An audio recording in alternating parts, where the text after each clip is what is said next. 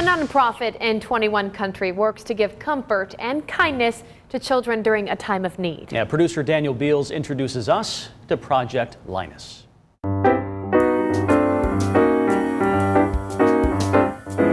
Inspired by one of Charles Schulz's iconic characters, anytime you're upset or nervous, wrapping a blanket around you can help. Project Linus has a simple goal with complex operations. Blankets are stitched, ironed, tagged, approved, and soon after delivered to hospitals and agencies like DCS, giving kids who are in very stressful situations a warm hug. I love children. I have grandchildren and they love blankets, and I like creating something that will give children comfort. Their headquarters, for a short time at least, is packed with blankets, fabrics, yarn, string, thread, all of it donated, including this building itself. And though these women know it's all for a good cause, they also love the fellowship and the craft. It's a great outlet for especially people that love to quilt, and they've given all the quilts they can to their family and their friends and their neighbors. And this is a place where they can quilt to their heart's content, and they're always used. Joyce Pickett's sister founded the local chapter back in 2004. But after one defining moment, it became her mission as well. My first interaction was on the Make a Blanket Day, and we actually went from there to one of the local hospitals and personally delivered the blankets to the children, which was, and that I was hooked. That's all it took for me, was to see the looks on those kids' faces.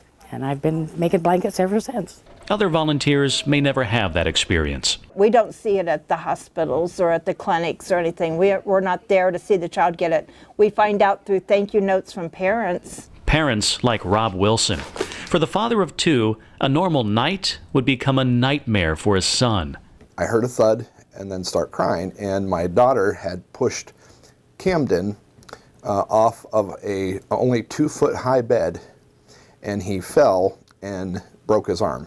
After a trip to the hospital, surgery, and a cast, Camden got a blanket. He cuddled with it then, and he still has it today.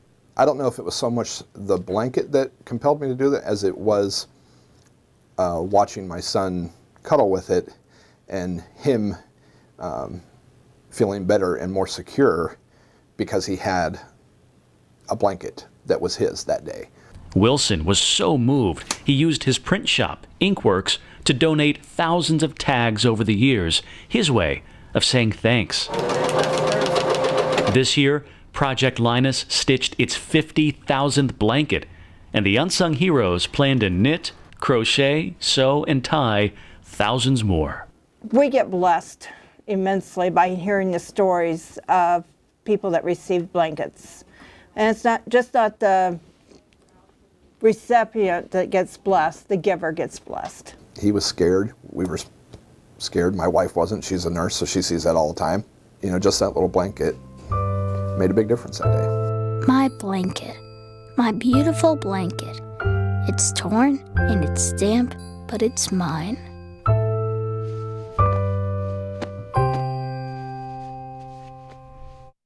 Project Linus volunteers say one of their favorite moments every year is Adoption Day at the courthouse. That's when they give blankets to families and their new additions.